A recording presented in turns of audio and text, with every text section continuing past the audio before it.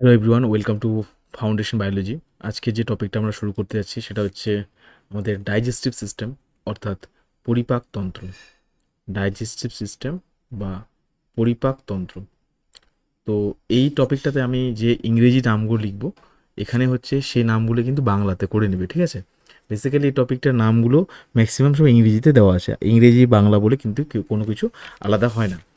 তো পরিপাকতন্ত্র এই টপিকটা বোঝার আগে আমাদের এখানে ডায়াগ্রামটা ভালো করে বুঝতে হবে, যে ডায়াগ্রামটা বেসিক্যালি কি, কোনটাকে কি বলে। তো এই যে পার্টটা দেখছো, এটাকে বলা হয় নাসাল ক্যাভিটি। নাসাল ক্যাভিটি বা বলতে পারে নাসারন্ধ্র পার্ট, ঠিক আছে? এই দাগটার নিচে, এই যে ব্ল্যাকটার নিচে যেটা আছে, এটাকে বলা হয় বাক্কাল ক্যাভিটি। বাক্কাল ক্যাভিটি মানে মুখগহ্বর। তোমরা বাংলাতে বলছি, বাংলাতে টার্মগুলো কিন্তু লিখে নিও। এটা হচ্ছে মুখগহ্বর, যেটা বাংলা হবে আমি সেটা বলে দেবো। এই যে ব্ল্যাক লাইনটা দেখছো, এটাকে বলা হয় প্যালেডে বোন। প্যালেডে বোন বা প্যালেডে হাড়, ঠিক আছে? এই যে পার্টটা দেখছো, এটা হচ্ছে আমাদের জিহ্বা। এটা হচ্ছে জিহ্বা। তো এটাকে বলা হয় জিহ্বা, ইংরেজিতে কি টাং। এইখানে দুটো পাইপ আছে। এই পাইপটার নাম হচ্ছে কি, এই পাইপটার নাম হচ্ছে ফুড পাইপ বা খাদ্যনালী। এটার নাম হচ্ছে ফুড পাইপ। আর এটাকে বলা হয় উইন্ড পাইপ। Wind pipe. তাহলে উইন্ড পাইপ কোথায় যাচ্ছে? উইন্ড পাইপ চলে যায় হচ্ছে আমাদের ফুসফুসে, অর্থাৎ লাংসে চলে যায়। ফুড পাইপ কোথায় চলে যায়? ফুড পাইপ হচ্ছে আমাদের যাচ্ছে আমাদের স্টোমাকে। আমি আস্তে আস্তে সব বোঝাচ্ছি তোমাদের। স্টোমাক। এই ফুড পাইপের আরেকটা নাম হচ্ছে ইসোফেগাস। ইসোফেগাস, ঠিক আছে? ফুড পাইপের আরেকটা নাম হচ্ছে ইসোফেগাস। ফুড পাইপ যায় কোথায়? স্টোমাকের মধ্যে চলে যাবে। এখন প্রশ্ন হচ্ছে, এই যে ইসোফেগাসের কথা আমরা বললাম, এই যে সামনের দিকে এই অংশটা দেখছো, এর নাম হচ্ছে স্টোমাক। এটার নাম স্টোমাক। এটার নাম হচ্ছে লিভার বা বাংলাতে যেটাকে বলা হয় যকৃৎ। বাংলাতে যেটা হচ্ছে যকৃৎ। আর এটা হচ্ছে পিত্তথলি, ঠিক আছে? এবং বাইরের দিকে যেটা অংশ রয়েছে, এটার নাম প্লিহা। প্লিহা, ঠিক আছে? ইংরেজিতে যেটাকে বলা হয় স্প্লিন। এটার নাম হচ্ছে প্যানক্রিয়াস বা অগ্নাশয়। প্যানক্রিয়াস বা অগ্নাশয়, ঠিক আছে? এই পার্টটার নাম হচ্ছে স্মল ইনটেস্টাইন। এই পার্টটার নাম হচ্ছে লার্জ ইনটেস্টাইন। এই পার্টটার নাম হচ্ছে অ্যাপেন্ডিক্স, ঠিক আছে? এবং লাস্ট পার্টটার নাম হচ্ছে রেকটাম বা মলদ্বার। এইটুকু পয়েন্ট তোমাদেরকে কিন্তু মনে রাখতে হবে, ঠিক আছে? আশা করি এই কনসেপ্টটা তোমাদের একদম পরিষ্কার হলে যে আমাদের শরীরে কোথায় কী আছে। এখন বিষয় হচ্ছে, এই যে পুরো স্ট্রাকচারটা এখানে বললাম, তাহলে তুমি কি পেলে? আমরা এক এক করে ধাপে ধাপে যাব। তো প্রথমে আমরা যেটা নিয়ে ডিসকাস করব, যেই পার্টটা নিয়ে আমরা কথা বলবো, সেই পার্টটা কি দেখো। ফার্স্ট আমরা বাকিগুলো মিটিয়ে দিচ্ছি, যে পার্টগুলো আমাদের দরকার নেই এখন বোঝার ক্ষেত্রে। আমরা তাহলে যে পার্টটা হাইলাইট করব সেই পার্ট নিয়ে পড়া শুরু করব, ঠিক আছে? তো প্রথম আমরা যে পার্টটা নিয়ে ডিসকাস করতে যাচ্ছি, সেই পার্টটার নাম হচ্ছে কি নাসাল ক্যাভিটি।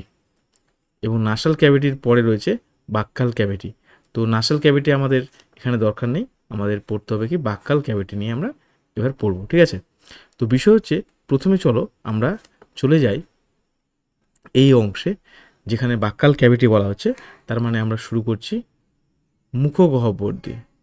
মুখগহ্বর দিয়ে। এই মুখগহ্বরের তুমি যদি দেখো এখানে কি কি নিয়ে তৈরি, এখানে তিনটে জিনিস দিয়ে তৈরি। একটা হচ্ছে জিহ্বা, একটা হচ্ছে দাঁত, আর একটা হচ্ছে লালা গ্রন্থি। এই তিনটে জিনিস আমাদের মুখের মধ্যে অবস্থান করছে। একটা হচ্ছে জিহ্বা, দাঁত এবং লালা গ্রন্থি, ঠিক আছে? তো পরীক্ষার জন্য আমাদের এই দাঁতের সংকেতটা পড়তে হবে। দাঁতের যদি আমরা স্ট্রাকচার প্রথমে দাঁত দিয়ে এখানে শুরু করি, দাঁতের পার্টটা যদি পড়তে হয়, যেগুলো যেগুলো আমি পড়াচ্ছি এর বাইরে কিছু পড়বে না, ঠিক আছে? এখানে হচ্ছে দাঁতের ক্ষেত্রে আমরা শুরুর দিকে এরকম চারটে দাঁত দেখতে পাবো। তারপরের দিকে ছুচালো দাঁত অবস্থান করছে, ছুচালো দাঁত। তো চারটে দাঁত এখানে ছুচালো দাঁত। তারপরে দাঁত অবস্থান করছে দুটো, তারপরে দাঁত হচ্ছে তিনটে দাঁত অবস্থান করে। ঠিক আছে, এখানে হচ্ছে তিনটে দাঁত অবস্থান করছে। তো চলো একটু হাইলাইটেড কালার দিয়ে দেখি। এটা হচ্ছে একটা দাঁত, এটা একটা দাঁত, এটা একটা দাঁত। তো তিনটে দাঁত পেয়ে গেলাম এখানে, তিনটে দাঁত। ঠিক আছে, পরবর্তী সময় যে দাঁতগুলো আছে সেগুলো কি, পরবর্তী যে দাঁত সেটা হচ্ছে এখানে দুটো দাঁত। ঠিক আছে, আচ্ছা, তার পরবর্তী যে দাঁত সেই দাঁতটা হচ্ছে এই পার্টটাতে, লক্ষ্য করে দেখো এই পার্টটা হচ্ছে এই যেটা হাইলাইট করছি ছুচলো দাঁত, এই পার্টে একটা দাঁত। তাহলে তিনটে ধরনের দাঁত পেলাম। আর লাস্ট সামনের দিকে দেখো এই দুটো, এটাকে রেড কালার দিয়ে করছি। তাহলে লক্ষ্য করে দেখো আমাদের নিচে টোটাল হচ্ছে 16টা দাঁত থাকে। ঠিক আছে, টোটাল দাঁত হচ্ছে 16টা। তো 16কে যদি আমি ডিভাইড করি তাহলে এদিকে হচ্ছে 8টা, এদিকে হচ্ছে 8টা, 16 দাঁতের মধ্যে। তাহলে এখানে হচ্ছে কটা, দুটো, এখানে একটা, সবুজ কয়টা, দুটো, আর হচ্ছে তিনটি। তাহলে মোট কয়টা দাঁত হলো দেখো, 3 2 1 2।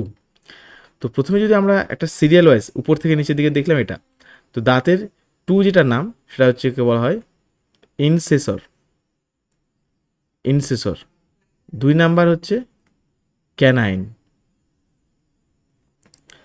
3 নাম্বার হচ্ছে প্রিমোলার, প্রিমোলার, এবং সরি এই জায়গায় লাস্ট পার্টটা। তো এই 4 নাম্বার দাঁত এটাকে হচ্ছে মোলার দাঁত। তাহলে পরীক্ষা তোমার আসবে সংকেত কি, 2:1:1:2:2:3। তাহলে কী কী দাঁত পেলাম, ইনসেসার, ক্যানাইন, প্রিমোলার, আর হচ্ছে মোলার। তা তুমি এখানে কনসেপ্ট পেয়ে গেলে। তো দাঁতের সংকেতে কী পেলে, এখানে উপরে 8টা দাঁত। ঠিক আছে, এবার উপরে যদি 8টা দাঁত হয় এইদিকে বা দিকে, তো ডান দিকে কয়টা আছে 8টা। তাহলে 8 + 8 16 পেয়ে গেলাম। নিচের দিকে কি 8 + 8, তারপরে নিচের মাড়িতে যে দাঁত আছে এবং উপরের মাড়ি, কেন আমাদের দাঁত তো এইভাবে হয় না, নিচের মাড়ি এবং উপরের মাড়ি। তো নিচে দেখো এদিকে 8টা, এদিকে 8টা, এখানে 8টা, এখানে 8টা, তাহলে করে 4টে 32। তারটা হচ্ছে 16/16 দাঁত। টোটাল হচ্ছে 32টা দাঁত আমরা পাচ্ছি। ঠিক আছে, তো পরীক্ষায় এই সংকেতটা কিন্তু আসবে। আশা করি এইটুকু কনসেপ্ট ক্লিয়ার প্রত্যেকেরই। ঠিক আছে, আশা করি এখান থেকে কোনো ডাউট থাকার কথা না। আচ্ছা, নেক্সট দেখো আমরা যদি দেখি যে এই যে পুরো আমাদের এই পার্ট টিথের যে স্ট্রাকচার, এই টিথের স্ট্রাকচারের পরে যে পার্টটা আমাদের পরীক্ষার জন্য ইম্পর্টেন্ট পার্ট পড়তে হবে, সেই পার্টটার নাম কি, সেই পার্টটা হচ্ছে, একটু দেখে দাও, একটু ঠিক করে নিই।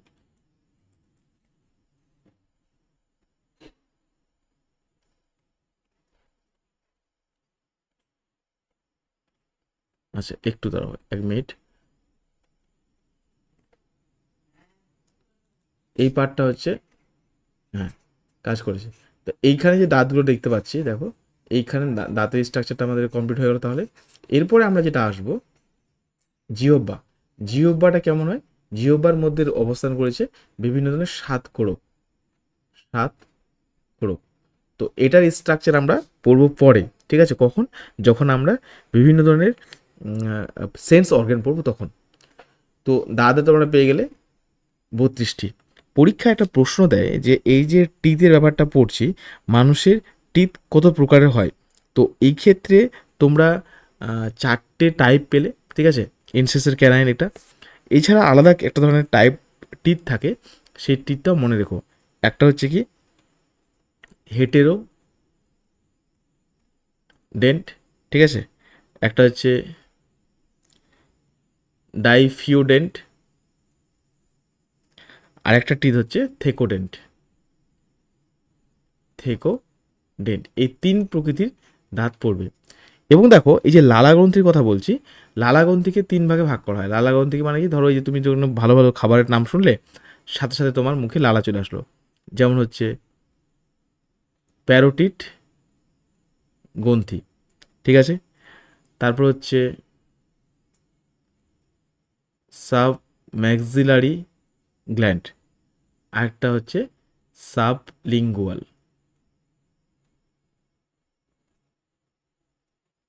সাবলিঙ্গুয়াল। টোটাল লালাগ্রন্থি কয় প্রকারের রয়েছে, 3 প্রকার মনে রাখবে, প্যারোটিড, সাবলিঙ্গুয়াল, সাব ম্যাক্সিলারি গ্রন্থি। এখন বিষয় হচ্ছে এটা হচ্ছে মুখগহ্বরের অবস্থান। তাহলে মুখগহ্বরের পরে যে অংশটা, ঠিক আছে, যেটা হচ্ছে আমাদের খাবারের অংশ, এই পার্টটাকে যেটা ওপেন পার্ট পাচ্ছি, এই পার্টটা, এটার নাম হচ্ছে ফ্যারিংস। এটাকে বলা হয় ফ্যারিংস। আর এই যে অংশটা দেখছো, এই যে ফাঁকা অংশটা, এইখানে আমি হাইলাইট করছি যে জায়গাটা যেখানে হচ্ছে বায়ুর লাইনটা বলছি, এই জায়গায় রয়েছে কি ল্যারিংস। ঠিক আছে, এটা মনে রেখো, এটাকে বলা হয় ল্যারিংস। একটা হচ্ছে ফ্যারিংস, একটা হচ্ছে ল্যারিংস। তাহলে ফ্যারিংসটা কি? ফ্যারিংসটা হচ্ছে ফানেলের ন্যায়, যেটা আমাদের মুখগহ্বরে বা ইসোফেগাসের মধ্যে যাচ্ছে।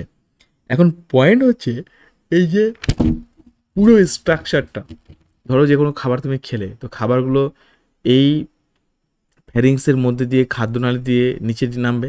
তো খাদ্যনালী দিয়ে খাবারটা যখন নিচে আসে, তো যার মাধ্যমে আসে সেই পদ্ধতিকে বলা হয় পেরিস্টালসিস মুভমেন্ট। Peristalsis movement. পরীক্ষায় তোমাকে জিজ্ঞাসা করবে যে আমাদের খাদ্য কিভাবে নিচের দিকে নামে, পেরিস্টালসিস মুভমেন্ট। পেরিস্টালসিস মুভমেন্ট কেমন দেখতে হয়? ধরো এটা হচ্ছে ফুড পাইপ, তো খাবার যাচ্ছে, এই একটা জায়গা ফুলছে, একটা জায়গা সংকোচন হচ্ছে, আবার সামনে দিয়ে খাবারটা যাচ্ছে, আবার এটা হচ্ছে একটাই পাইপ, কিন্তু তোমার মুভমেন্টটা আলাদা আলাদা জায়গায় দেখাচ্ছে। এটা হচ্ছে একবার করে খাবারটা সামনের দিকে অগ্রসর হচ্ছে চেপে চেপে। ধরো তুমি পাইপের মধ্যে কিছু যদি না চাপ দিয়ে সামনের দিকে ঠেলে বার করি না, যেমন টুথপেস্ট আঙুল দিয়ে চাপ দিয়ে সামনে বার করি, তো এটা পেরিস্টালসিস মুভমেন্টের থ্রুতে খাবারটা সামনের দিকে যায়। তার মানে পেশিটা নিজে নিজে কাজ করে।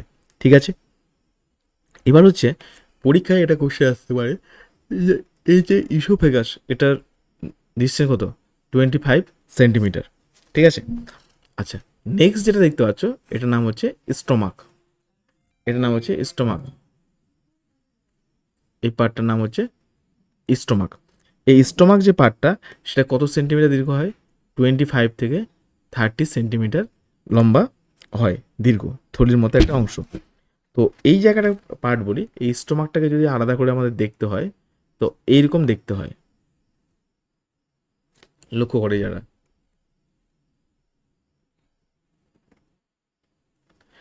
এই জায়গায় বলা হয়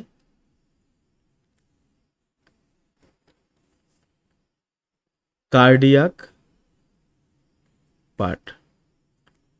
এই পার্টটাকে বলা হয় ফান্ডাস।